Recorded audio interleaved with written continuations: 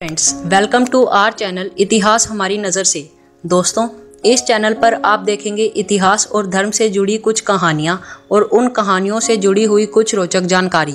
ऐसे ही आज की हमारी वीडियो का विषय है कहानी श्री कृष्ण भक्त हरिदास ठाकुर की। यशोहर ज़िले में एक छोटा सा गांव बूढ़न था। उसी गांव में एक गरीब मुस्लिम परिवार रहता था। इसी परिवार में हरिदास खां का जन्म हुआ था। पूर्व जन्म के संस्कार ही थे कि बाल्यकाल से ही हरिदास की श्रद्धा हरि नाम जपने में थी। किशोर होते ही उन्होंने वैराग्य ले लिया, गृह त्याग कर दिया और वन ग्राम के समीप जंगल में कुटी बनाकर रहने लगे। वह बड़े ही शांति प्रिय व धैर्यवान साधु थे। क्षमा उनका गुण था तो निर्भयता उनका आभूषण थी। उनकी आवाज़ में बड़ा ही माधुर्य था। वो प्रतिदिन 3 लाख हरि नाम का जाप करते थे। जाप भी उच्च आवाज़ में करते थे। किसी ने ज़ोर ज़ोर से जाप करने का कारण पूछा। महाराज, क्या भगवान को कम सुनाई देता है जो आप इतने उच्च स्वर में जाप करते हैं, या अन्य कोई कारण है?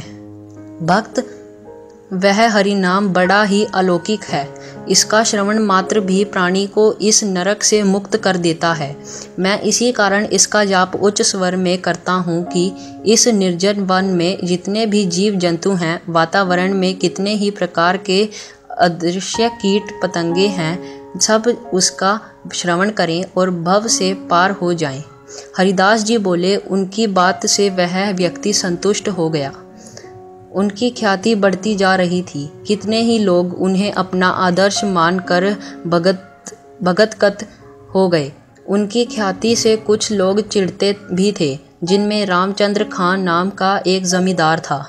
उसने उनकी साधना और कीर्ति को नष्ट करने का षड्यंत्र रचा और एक वैश्या को धन का लालच दिया। वैश्या तो धन दीवनी थी ही। उसने तत्काल सहमति दे दी। रूप और सौंदर्य की साक्षात मूर्ति उसे वैश्या ने श्रृंगार किया और रात्रि के समय हरिदास जी की कुटिया में पहुंच गई। वह तो भगवान की आराधना में लीन थे। उनका मनोहर रूप देखकर वैश्या उन पर आसक्त हो गई। एक तो उसका उद्देश्य भी ऐसा ही था, दूसरे हरिदास जी की तेजस्वी मुख मदा से उसके मन में काम का विकार आ गया। वह निर्लज्ज होकर निर्वस्त्र हो गई और रात भर उनके साथ कुछ चेष्टाएं करने का प्रयास करती रही। रात्रि भर वह वैश्या हरिदास जी की समाधि भंग करने का प्रयास करती रही, परंतु सफल ना हो सकी। प्रातःकाल होने पर उसने अपने वस्त्र पहने और चलने की तैयारी हुई। देवी, क्षमा चाहता हूँ, समाधिस्थ होने के कारण मैं आपसे बातें ना कर सका। आप किस प्रयोजन से आई थी? वह मुस्कुराकर चली गई। 3 रात लगातार वह अपने प्रयास में विफल रही। वह साधु किंचित मात्र भी अपने तप से नहीं डिगा था, जबकि उस वैश्या के कानों में निरंतर हरिनाम की आवाज़ गूंजने से उसका अंतकरण शुद्ध हो गया था। वह चौथी रात्रि भी आई। हरिदास जी उस वक्त भी पूर्ण भाव से भक्त भजन में लीन थे। इतने लीन थे कि उनकी आंखों से अश्रुधारा बह रही थी। वैश्या को आत्मग्लानि हो उठी। वह साधारण साधु नहीं है। वह सोचने लगी, जो मुझ जैसी परम सुंदरी की उपस्थिति का आभास तक नहीं करता और अपनी ही धुन में लीन रहता है, तो निश्चय ही इसे किसी अलौकिक आनंद की प्राप्ति हो रही है। अवश्य ही इसे कोई अन्य ऐसा आनंद प्राप्त है जिसके समक्ष संसार के सब रूप इसे फीके लगते हैं। वैश्या उसे पथ भ्रष्ट करने आई थी और स्वयं ही सद्मार्ग पर चल पड़ी। वह इच्छाओं पर विजय चरणों पर गिर पड़ी और अपना अपराध क्षमा करने के लिए अशुद्धरा स्वर में याचना करने लगी। हे पुण्यात्मा, हे महात्मा, मुझ पापीन का उद्धार करो, मेरा अपराध क्षमा करो, मुझे अपनी शरण में ले लो। उसके प्रायश्चित भरे शब्दों से हरिदास जी ने समाधि तोड़ी। देवी, मानव जीवन मुक्ति मार्ग का एकमात्र रास्ता है। कोई इसे भोग मानकर जीता है तो कोई योग मानकर। उठो और अपने हृदय में हरिनाम धारण करो, तुम्हारा उद्धार हो जाएगा। वैश्या ने तत्काल सच्चे मन से प्रभु का स्मरण किया। उसे हरिदास जी ने दीक्षित करके तपस्विनी बना दिया। उन्होंने उस स्थान को उसे ही सौंपा और स्वयं हरिनाम प्रचार करने चल पड़े। वैश्या उसी कुटिया में हरिनाम गाने लगी। वह साधु संग और हरिनाम श्रवण का प्रताप था कि वही वैश्या आगे चलकर भगवान की परम भक्त बनी। हरिदास जी वहां से चलकर शांतिपुर पहुँचे। शांतिपुर में मुस्लिम शासक था। उस धर्मांध शासक के फतवे से हिंदुओं को अपना धर्माचरण करना कठिन हो रहा था। ऐसे में हरिदास जी मुस्लिम होकर भी हिंदू आचरण करते हरिनाम लेते थे। कुछ मुस्लिम अधिकारियों को यह बात बुरी लगी। उन्होंने बादशाह को यह बात बढ़ा चढ़ाकर बताई। बादशाह सलामत, जबकि नगर में आपके हुक्मनामे से इस्लाम को सर्वव्यापी करने की मुहिम चलाई जा रही है, ऐसे में हमारा ही एक मुस्लिम फ़कीर हिंदू धर्म के गीत गाता फिर रहा है। इससे हमारी मुहिम पर बुरा असर पड़ता है। उस फ़कीर को सज़ा ना दी गई तो हिंदू ताकतवर हो जाएंगे, बगावत हो जाएगी। बादशाह ने तत्काल हरिदास जी की गिरफ्तारी का हुक्म दिया। उन्हें पकड़कर जेल में डाल दिया गया। यह खबर आग की तरह हरिदास जी के भक्तों में फैली। सब बड़े दुखी हुए और ऐसे अन्यायी बादशाह की सर्वत्र भर्त्सना होने लगी। इधर हरिदास जी जेल में भी हरिनाम का जाप करते थे।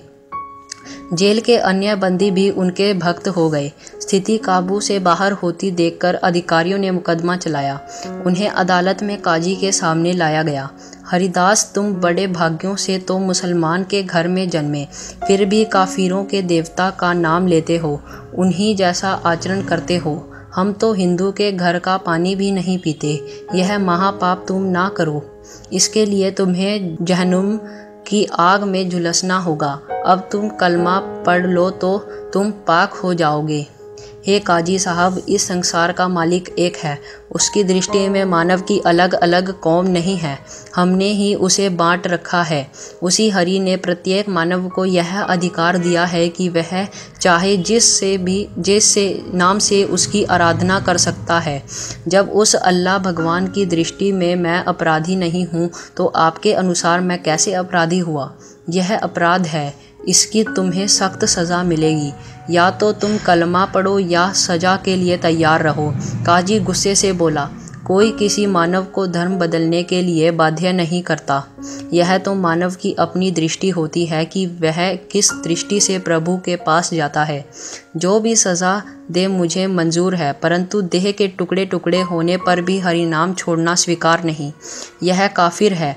इसे इसके गुनाह के लिए 22 बाज़ारों में घुमाया जाए और इसके इतने बेंत लगाए जाएं कि इसकी सांसें इसका साथ छोड़ दें।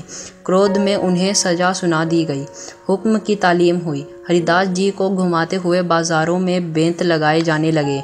हरिनाम में लीन उन्होंने अपने प्राण को केंद्र में स्थिर कर लिया। बेंतों की मार से उनके मुख से उफ तक नहीं निकली। मारने वाले थक गए, परंतु पीटने वाला अडिग रहा। चूँकि उन्होंने अपने प्राण केंद्र में स्थिर किए थे, इसलिए सिपाहियों ने उन्हें मरा जानकर गंगा में फेंक दिया। परंतु जिसके जीवन की डोरी स्वयं जगन्नाथ ने पकड़ी है, उसे कौन मार सकता है? वे भी चेतन होकर जीवित गंगा से निकल आए। अधिकारियों ने जब यह सुना तो भयभीत होकर हरिदास जी के चरण पकड़ लिए और क्षमा याचना करने लगे। साधु तो क्षमाशील होते हैं। इसी समय श्री कृष्ण रूप स्वामी चैतन्य महाप्रभु नवद्वीप में हरिनाम की पावन सुधा बरसा रहे थे। हरिदास जी भी वहीं पहुंच गए और महाप्रभु के सानिध्य में हरिनाम लेते रहे। फिर महाप्रभु की आज्ञा से वे एक अन्य सन्यासी नित्यानंद जी के साथ नगर भर में हरि कीर्तन करते घूमने लगे। फिर वे पुरी में आ गए और वहीं कुटिया बनाकर जीवन पर्यत करने लगे। संत हरिदास यवन ने हरिनाम के भक्तों की संख्या असंख्य कर दी थी। कितने ही उनके शिष्य थे। वह उन भक्तों में से थे जो अपने साथ साथ समस्त मानव जाति के उद्धार में प्रयास कर रहे और अपने शत्रुओं को भी हरिनाम की दीक्षा दी। हम उम्मीद करते हैं कि आपको इस चैनल के माध्यम से रोचक जानकारियाँ दे सकें। आप अपने सुझाव हमें कमेंट में भेजिए और अगर आप किसी कहानी या तथ्य के बारे में जानकारी चाहते हैं तो वो भी कमेंट बॉक्स में भेजिए और हमारे चैनल को सब्सक्राइब करें। धन्यवाद।